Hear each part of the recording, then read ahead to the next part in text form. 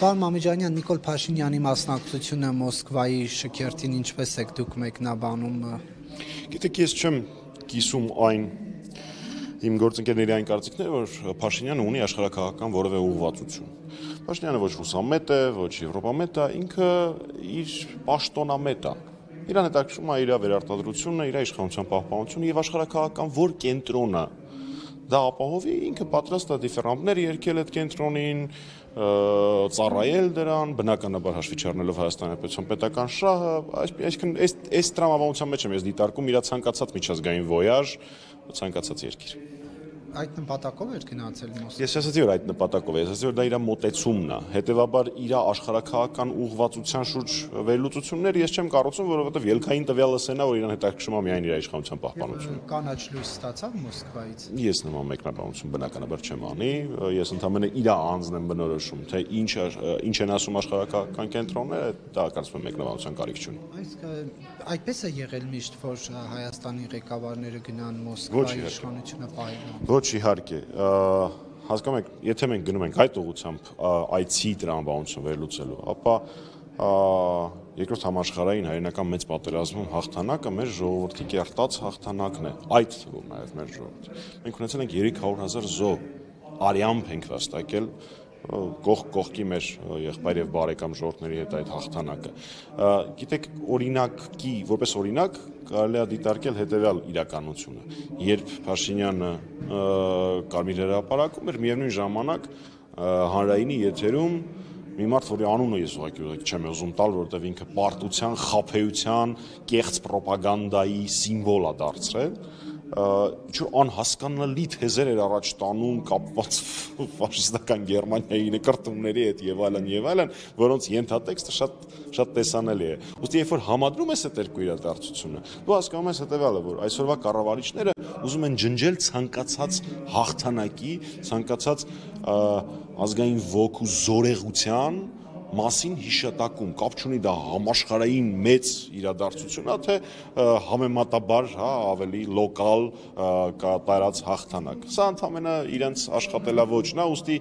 ես այդ իրադարձությունը դիտարկում եմ այս տիրում։ Իսկ ինչ վերաբերում է նախորդ իշխանությունների ժամանակ, մենք մեր գործընկերների եւ դաշնակցի հետ ունեինք կանխատեսելի, նորմալ, երկկողմանի օգտավետ հարաբերություններ։ Դուք կողմ եք այն քննադատություններին, որ Նիկոլ Փաշինյանը չպետք է մասնակցեր այդ միջոցառմանը։ Ես համարում եմ, որ դա մեր ժողովրդի տարած պատմական հաղթանակներից մեկն է, եւ ոչ միայն Փաշինյանը չէ, Հայաստանի Հանրապետությունը պիտի ներկայացված լիներ այնտեղ, բայց խնդիրը այստեղ կառավարիչի հարցից չի։ Այնտեղ պիտի կանգնած լինեին նաեւ եւ մասնակցեին զորահանդեսին մեր զինվորները, այն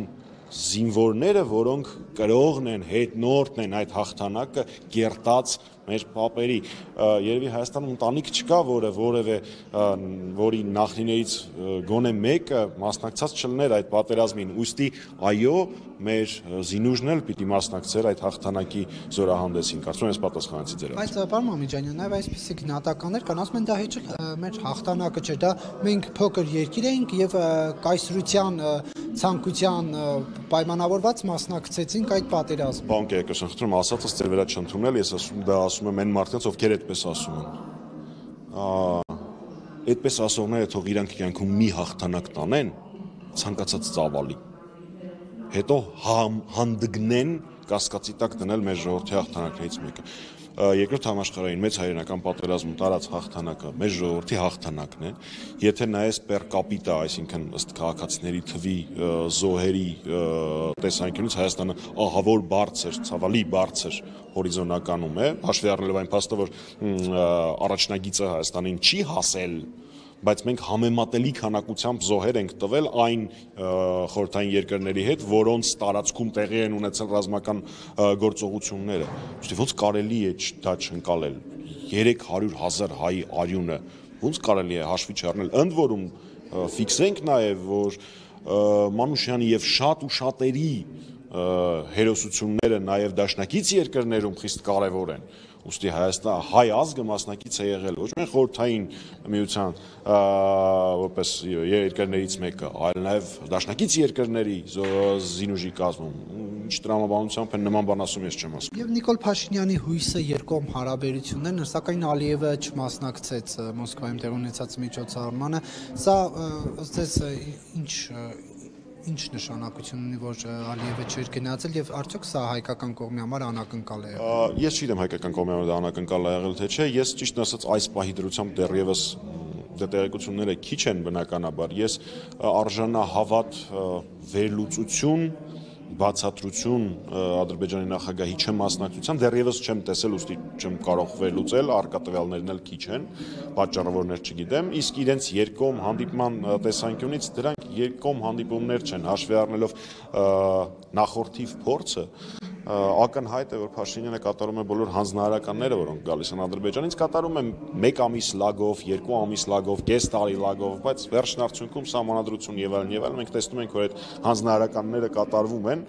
ուստի ես այդքան չէի խորանա այդ գործընթացի վրա։ Ըստ ձեզ ինչու Հայաստանի եւ Ռուսաստանի ղեկավարների միջև երկկողմ հանդիպում չկայացել։ Դա պետք է հարցնել արդեն, ոչ ինձ այլ կառավարիչներին։ Ես կոնկրետ մեկ լոկալ դիրքի հետ կապված իրադարձության հետ կապված եկեք կարծիք չասեմ, եկեք ես փաստեմ 100-րդ անգամ, որ Հայաստանի Հանրապետության եւ Ռուսաստանի միջև դաշնակցային հարաբերությունները գտնվում են շատ վատ մակարդակում, դա տեսանելի է թե պաշտոնական հայտարարություններից եւ թե գործընթացներից որպես այդպես։ Տեսեք, տրամաբանությունը շատ պարզ է։ Ես ընտրությունների չեմ մասնակցում Ռուսաստանի Դաշնության կազմում։ Ռուսաստանի Դաշնության նախագահը ինձ հաշվետու չի։ Հայաստանի Հանրապետության կառավարիչները ինձ հաշվետու են եւ որպես քաղաքացի, որպես ընտրող, եւ որպես ազգային ժողովի падգամավոր։ Ոստի ակնհայտ է, որ ես իմ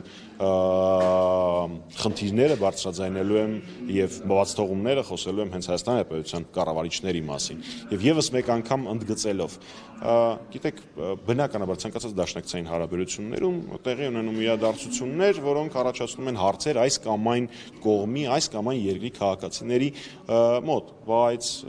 ես գիտեմ, որ դաշնակիցների հետ խնդիրները լուծում են զրույցով, այսինքն ես օրինակը շատ եմ բերել։ Երբ որ ես իմ ընկերների հետ որևէ հարց եմ ունենում, ես դրա մասին զանգում եմ իրենց, խոսում եմ կամ հանդիպում եմ, խոսում եմ, ես ստատուս դրա մասին Facebook-ում չեմ գրում։ Այս կառավարիչները այս ողջ ընթացքում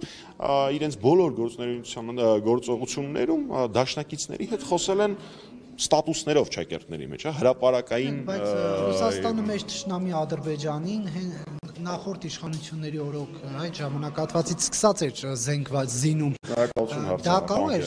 նաև հարաբերությունների վատթարացման պատճառ լինել։ Եկեք ես այդ հարցին պատասխանեմ երկու բաղադրիչով, հա, բաղադրիչ համար 1 պրակտիկ։